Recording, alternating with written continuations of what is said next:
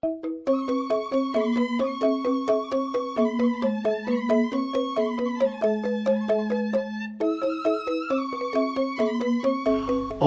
Swastiastu, umat sedharma yang dimuliakan Yang Widi. Belakangan ini Sulingih atau sebutan untuk pendeta Hindu di Bali banyak mendapat sorotan. Yang menarik, sorotan paling banyak menyangkut etika kepanditaan atau secara sederhana di Bali disebut sesana kesulingihan, sesana kawikon.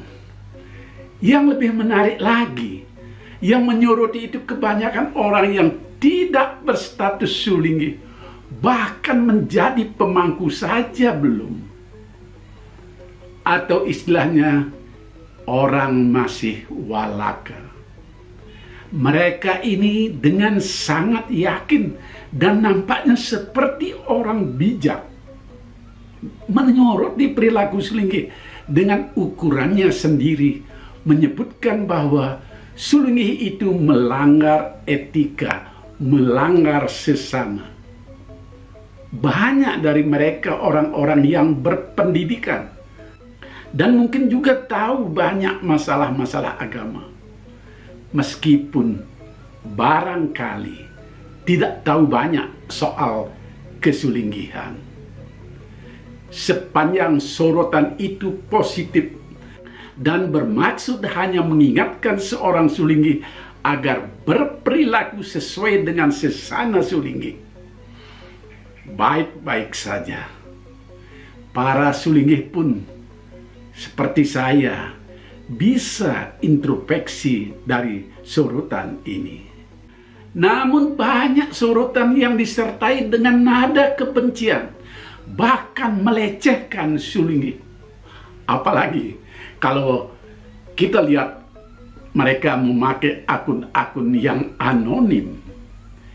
Ini tentu patut disayangkan, karena ajaran leluhur kita sangat tidak diperbolehkan menghina seorang sulingih.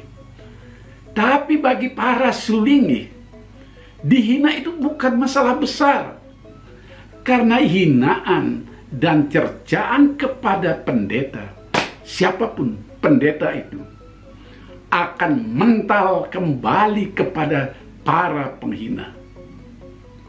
Saya pun yakin mereka yang suka melecehkan sulingih pasti hidupnya tidak tenang dalam keluarga. Setidaknya pada saat usai melakukan penghinaan itu, orang itu akan gusar, gelisah dengan sendirinya. Saya percaya itu. Umat sedharma, salah satu yang menarik belakangan ini, dan ini yang mau saya soroti dalam tayangan ini, adalah acara perdebatan yang baru saja berlangsung. Temanya adalah, apakah seorang sulingih itu boleh bermain-main di media sosial atau tidak? Perdebatan ini yang diformat dalam diskusi virtual lewat akun Zoom. Dasar pemikiran kenapa perdebatan ini menyoroti sulingih yang terjun di dalam media sosial adalah salah satu, dan ini kayaknya yang utama, karena adanya pengertian sulingih harus meninggalkan urusan-urusan duniawi. Urusan sulingih adalah berkisar masalah agama. Bahkan lebih fokus lagi, agama yang dimaksud adalah ritual. Urusan duniawi harus ditinggalkan para sulingih. Untunglah konon hasil diskusi virtual itu tidak serta-merta sulingih dilarang menggunakan media sosial. Baik juga hasilnya. Tetapi tetap menarik. Dalam tayangan ini saya urun rembuk soal itu saja. Apakah sulingih boleh ikut bermedia sosial, dan bagaimana dengan meninggalkan urusan duniawi? Umat sedharma, supaya tidak berpanjang-panjang tayangan ini, lain kali mungkin saya mau bicara soal lain, tapi tetap dalam koridor Sasana Kewikon. Tapi sebelumnya, saya kira saya perlu pindah lokasi dulu. Kalau di halaman Pastraman ini, saya takut banyak gangguan. Banyak ada suara mobil dan motor di jalanan. Oke, saya pindah lokasi.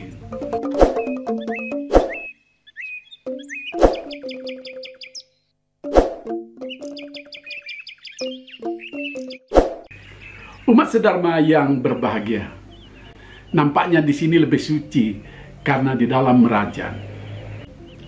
Oke, saya mulai dengan membicarakan hal yang pokok. Apakah Sulingi boleh bermedia sosial atau tidak? Mohon maaf, saya akan tetap memakai bahasa Indonesia karena saya yakin pengikut saya banyak yang berada di luar Pulau Bali yang meskipun asal-usul mereka leluhurnya berasal dari Bali, tapi kurang paham kalau saya memakai bahasa Bali. Apakah boleh atau tepatnya apakah layak seseorang yang sudah menjadi Sulingi masih ikut-ikutan larut dalam dunia modern bermain di media sosial? Kita semua tahu medsos itu ada banyak. Ada Facebook, ada Twitter, ada Instagram. Saya ikut semua ini.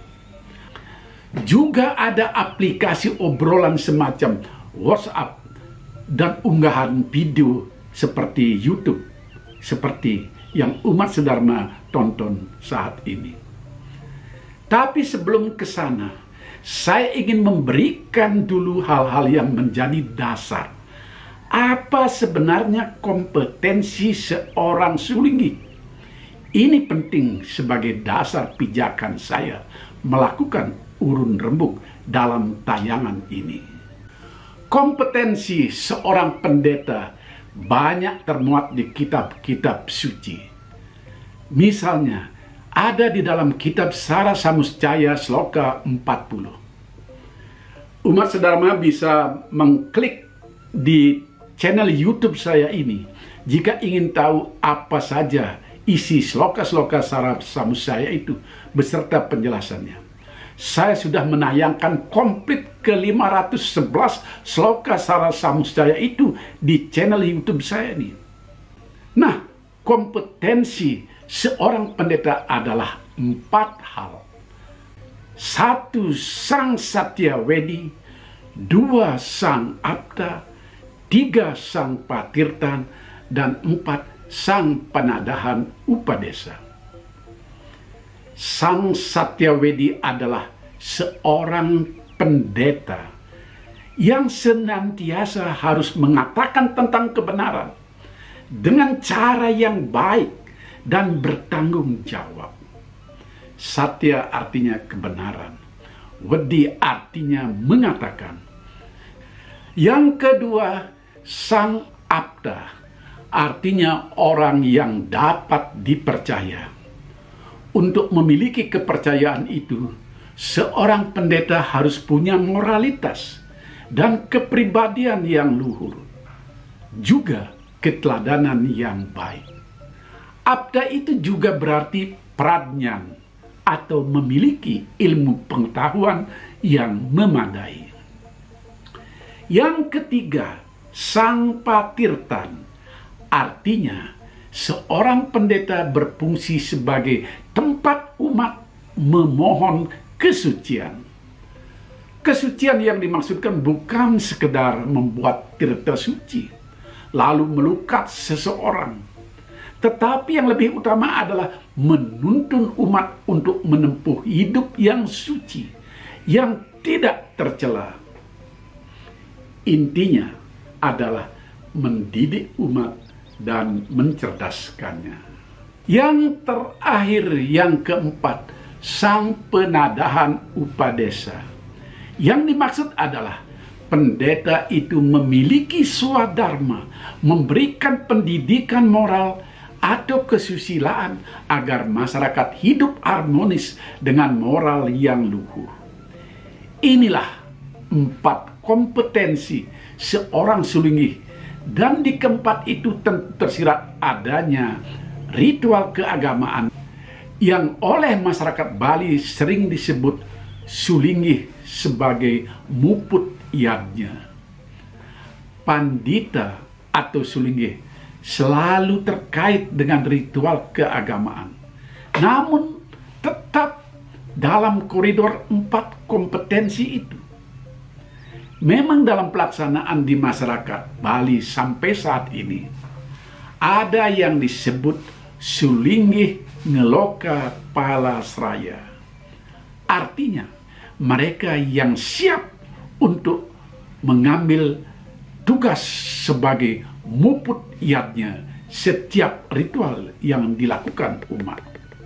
Tapi ada sulingih yang ngewiku ngeraga.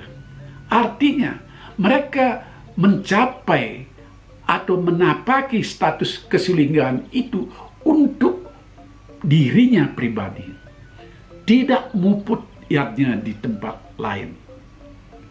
Misalnya saya kasih contoh sahabat saya sejak walaka yang kini sudah menjadi sulingih dengan biseke Ide Resi Putra Manuaba. Nama walakanya dulu Agus Indra Udayana. Beliau sekarang berstatus ngewiku ngeraga. Tetapi apakah beliau bebas dan lepas dari ritual? Tidak juga. Setiap pagi harus tetap nyuryaswana, tetap membina umat di gerejanya, tetapi tidak muput yadnya di tempat yang lain. Nah, sekarang saya mulai kaitkan dengan apakah sulingih boleh bermedia sosial.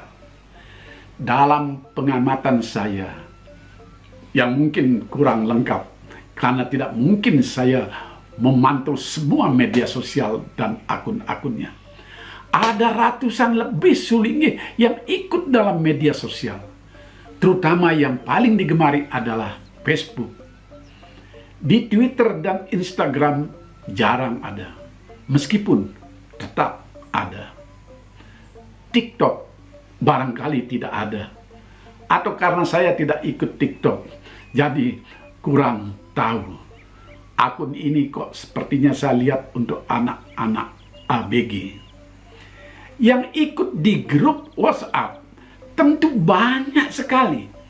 Karena ini memang grup komunikasi yang sangat dibutuhkan seorang sulingih. Bahkan seorang sulingih bisa ikut banyak grup WA. Ini tidak bisa dihindari. Mari pakai contoh akun saya. Berapa grup WA yang saya ikuti? Dari tingkat paling bawah ada grup WA Prajuru Desa Adat. Ini penting agar setiap permasalahan umat di desa bisa kita ketahui bersama dan bisa kita pecahkan bersama. Lalu grup WA para sulingih di Kabupaten Tabanan, di mana saya berdomisili. Tentu penting sekali. Lalu naik ke atas, ada grup WA sulingih 1 perguruan. Lalu ada grup WA 1 Dadia Agung. Ada lagi grup WA 1 Pesemetona. Lalu ada grup WA antar sulingih lintas Pesemetona. Belum lagi diikutkan dalam grup WA ormas-ormas Hindu. Tapi saya lebih selektif. Semua ini tidak bisa dihindari karena kompetensi sulingih itu harus memberikan pencerahan, memberikan kebenaran, menuntun umat, berperilaku yang baik, memberikan ilmu, dan seterusnya. Dan ini harus disebar dan harus diberi contoh lewat WA. Pertanyaannya, apakah sulingih yang ikut puluhan grup WA itu tidak capek membaca dan menulis pesan? harap dimaklumi, grup-grup WA yang diikuti Sulinggi bukanlah grup WA persahabatan ibu-ibu rumah tangga atau grup WA anak-anak ABG. Apalagi grup WA orang-orang yang satu pekerjaan di luar urusan Sulinggi. Banyak sekali komponen masyarakat yang membuat grup-grup tersendiri. Kalau grup WA ibu-ibu rumah tangga, saya pernah mengintipnya. Satu saja anak seorang ibu yang berulang tahun, semuanya mengucapkan selamat. Bahkan kalau ada anggota grup yang tidak mengucapkan selamat, dikira ada apa-apanya. Wah, bisa dibayangkan akan ramai sekali. Grup WA Sulinggi punya etika, punya sesana. Kalau tidak penting benar, ya tidak ada pesan apa-apa. Tidak ada pesan yang tertulis misalnya, "Selamat pagi, sudah ngopi belum?" Itu sapaan-sapaan di grup lain yang banyak bertebaran. Tidak ada hal itu di grup-grup Sulinggi. Makanya, kalau ada admin grup WA yang mendengarkan tayangan ini dan ingin memasukkan Sulinggi ke grup WA, dan belum tentu Sulinggi itu mau bergabung kalau dilihatnya anggotanya beragam seperti itu.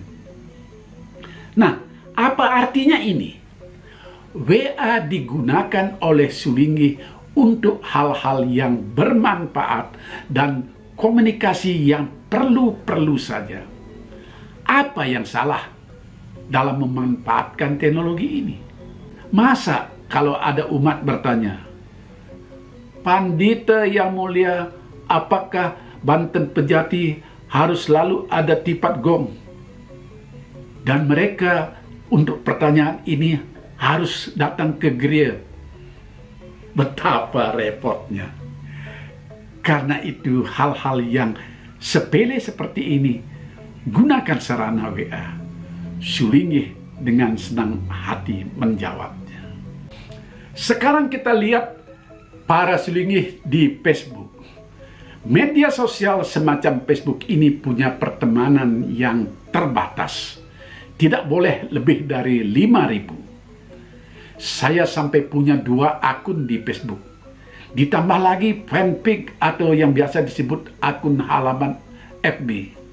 Ini tidak terbatas karena istilahnya bukan pertemanan tetapi pengikut. Sampai saat ini ribuan permohonan pertemanan tidak bisa saya konfirmasi. Dan saya sarankan ikuti saja di akun FB alaman saya. Lalu apa status yang ditulis para Sulinggi di Facebook? Ya, tetap dalam koridor 4 kompetensi itu.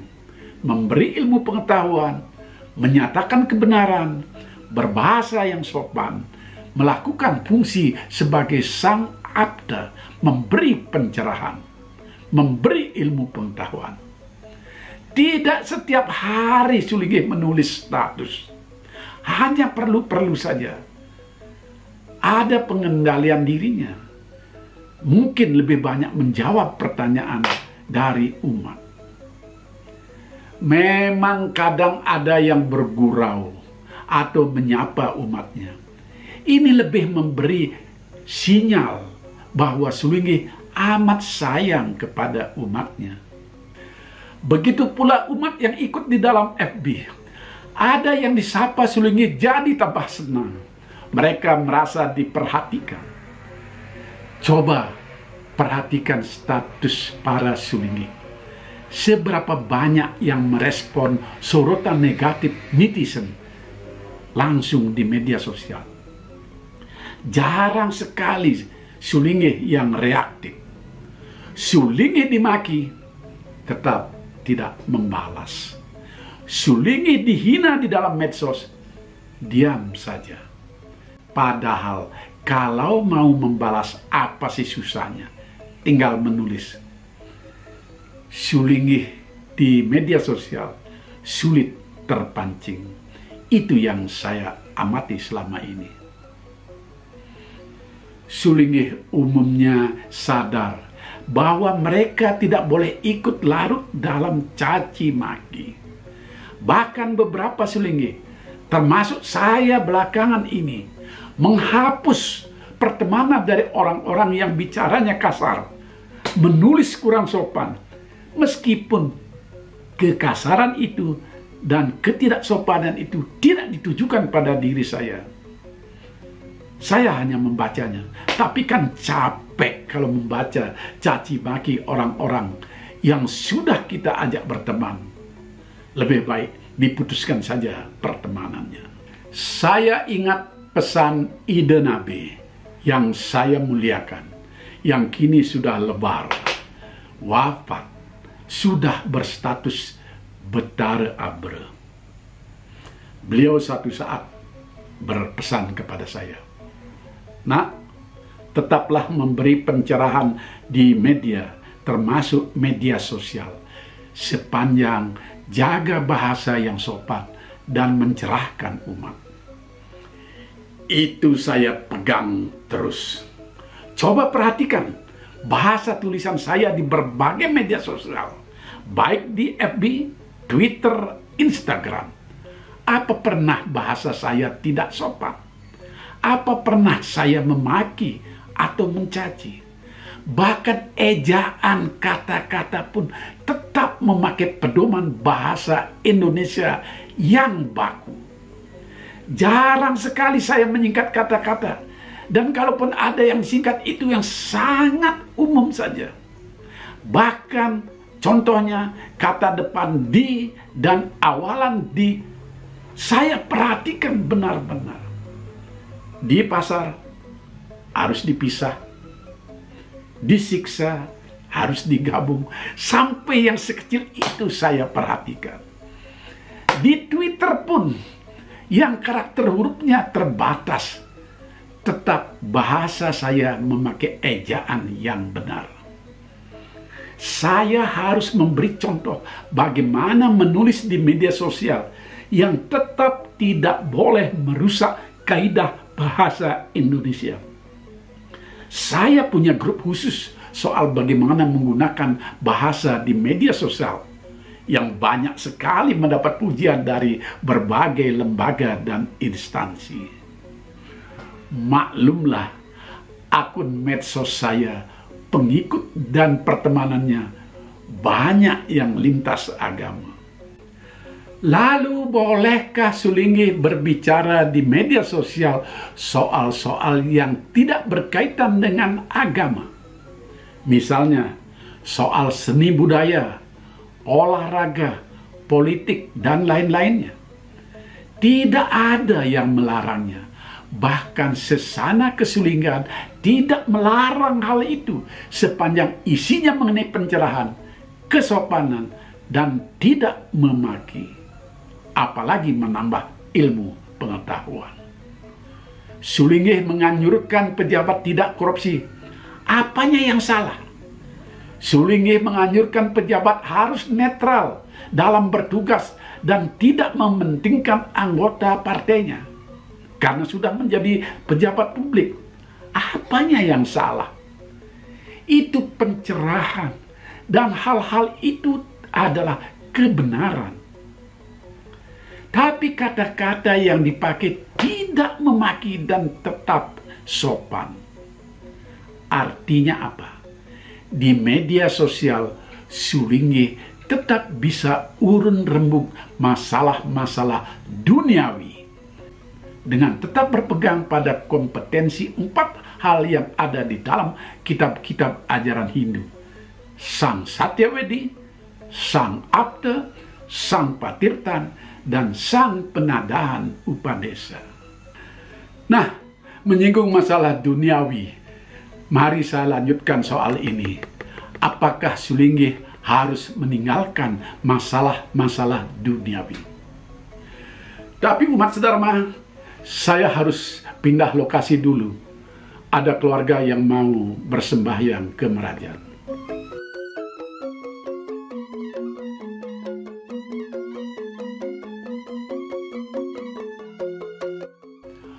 Jemaat Sedharma yang berbahagia, saya lanjutkan dari ruang perpustakaan. Di sini banyak buku-buku agama, selain buku-buku sastra, buku berbagai ilmu pengetahuan, bahkan berbagai kamus ada di sini. Ada yang boleh diambil gratis. Silahkan datang ke Pasraman Manik Geni kapan saja, asal telepon dulu karena saya sering bepergian. Oke, saya lanjutkan soal apakah Sulinggi harus meninggalkan duniawi setelah melakukan pediksaan. Apa yang dimaksud dengan urusan duniawi? Apakah Sulinggi tidak boleh makan enak? Tidak boleh menonton film? Tidak boleh membaca? Dan seterusnya. Apakah Sulinggi terus-menerus melakukan persembahyangan, terus melantunkan doa, terus bersemadi, dan sebagainya? Sulinggi itu tidak bisa meninggalkan urusan duniawi karena Sulinggi masih hidup di dunia. Meski sudah dilahirkan 2 kali, yang terakhir lahir lewat pediksaan. Sudah berganti arang, berganti nama. Dulu namanya Putu Setia, sekarang maaf saya ucapkan yang panjang, Ida Pandita Empu Jaya Prema Ananda. Sudah amari busana. Dulu saya biasa memakai celana panjang, memakai baju yang mungkin saja mahal, baju batik, baju biasa, pakai dasi dan segalanya. Sekarang hanya memakai kain sarung, baju yang kebanyakan putih, dan selendang yang kadang saya pakai untuk melilit di pinggang, kadang saya taruh di leher.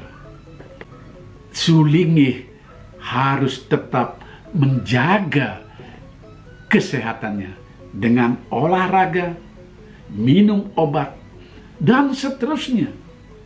Harus menjaga kecerdasan otaknya dengan membaca. Harus tahu informasi apa yang terjadi di dunia lewat menonton televisi misalnya, menonton film, dan sebagainya. Bagaimana Sulinggi menjalankan sang abda, memberi pengetahuan dan pencerahan kalau Sulinggi itu tidak bertambah ilmunya? Bagaimana Sulinggi sebagai sang Satyawedi kalau tidak tahu sedikit tentang hukum, mana yang salah dan mana yang benar? Kalau misalnya ada orang bertanya, Nalingsir, saya benci sekali sama orang itu, hutangnya nggak dibayar-bayar, boleh saya pukul dia sampai modar? Lalu Sulinggi menjawab, wah, itu urusan duniawi, tanya polisi, jangan tanya Sulinggi. Ini Sulinggi macam apa? Kebenaran yang elementer saja tak mau diberikan kepada umat hanya karena alasan-alasan duniawi. Bolehkah Sulinggi makan enak? Boleh. Tapi di mana makannya? Bukan di warung pinggir jalan atau di restoran mewah di mall yang piringnya bisa dipakai siapa saja gonta-ganti. Beli makanan atau buat makanan sendiri lewat para keluarga di lingkungan gereja. Makan di rumah yang enak-enak. Yang jelas pasti ada piring khusus untuk Sulinggi. Atau kita datang ke restoran yang menyediakan tempat untuk boga Sulinggi. Sudah banyak ada di Bali. Sudah mulai ada restoran di mana tempat Sulinggi dibuat khusus. Piring Sulinggi meskipun dipakai oleh banyak orang, ada daun yang bersih dan sukle yang menjadi alas dari piring itu, perlambang makanan yang ditaruh tetap suci. Bolehkah Sulinggi menonton film? Boleh saja, tapi bukan di gedung bioskop Apalagi gedungnya ada di mall, seperti kebanyakan gedung bioskop yang ada di Bali. Karena jika di gedung bioskop, pasti duduknya di belakang dan menyalahi sesana kalau selinggih duduk dipantati orang lain yang bukan selinggih. Sesana selinggih mengatur tempat duduk. Selinggih yang senior, apakah itu raka atau berstatus nabe, apalagi berstatus kakiang atau niang, harus berada di hulu. Hulu itu bisa di sebelah timur atau di sebelah utara, tergantung posisi. Tidak bisa duduk sembarangan. Selinggih jika ingin menonton film, nontonlah film lewat laptop di kamar sendiri. Banyak ada film gratis di YouTube atau berlangganan akun-akun yang memuat banyak pilihan film. Banyak sekali aplikasi yang memuat film-film dengan cara berbayar. Kita bisa menontonnya secara pribadi di rumah sendiri, bahkan sendiri tanpa diganggu oleh orang lain. Ini yang tidak melanggar sesana.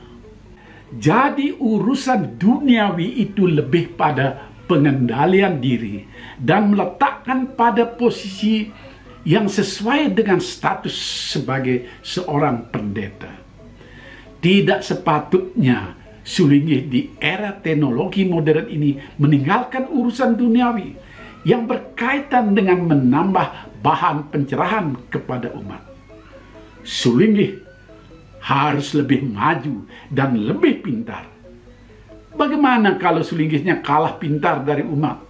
Bagaimana bisa berlaku sebagai sang abda?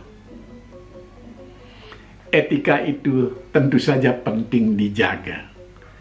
Tapi tidak bisa pula selinggih melabrak etika dengan alasan teknologi. Misal, ketika muput iatnya sudah mengenakan bawa, itu artinya sudah ngelingihang parama siwa. Tiba-tiba selinggih menerima telepon dan membalasnya. Atau malah menelpon. Atau lebih berat lagi urusannya main-main di medsos. Ini sangat-sangat menyalahi etika. Ini yang harus dilarang. Tidak boleh bermedsos ketika selinggih muput iatnya. Itu harusnya menjadi tema perdebatan. Saya kalau muput iatnya, HP saya matikan. Bahkan pemangku yang melayani saya dalam ritual itu, saya suruh matikan HP. Dan mohon maaf, dalam hal etika ini saya juga sangat ketat dengan diri sendiri. Saya tidak akan memakai kacamata kalau sedang muput iatnya. Mohon maaf, ini pendapat saya pribadi. Mungkin saya terlalu ketat karena saya pernah melihat ada selinggih yang memakai kacamata ketika ngelingihang parama siwa sudah membawa. Saya percaya dalam situasi badan saya melebur ke parama siwa, penglihatan saya tak akan terhalang meski tanpa memakai kacamata. Lalu contoh lain, dalam urusan harus meninggalkan duniawi. Bolehkah selinggih merayakan hari ulang tahun? Nah, umat sedharma, ini pasti menarik untuk dibahas. Tapi bagaimana kalau urusan ini selinggih merayakan ulang tahun? Boleh atau tidak? Saya bahas lain kali saja. Agar kali ini fokusnya tetap hanya apakah selinggih boleh bermedia sosial atau tidak.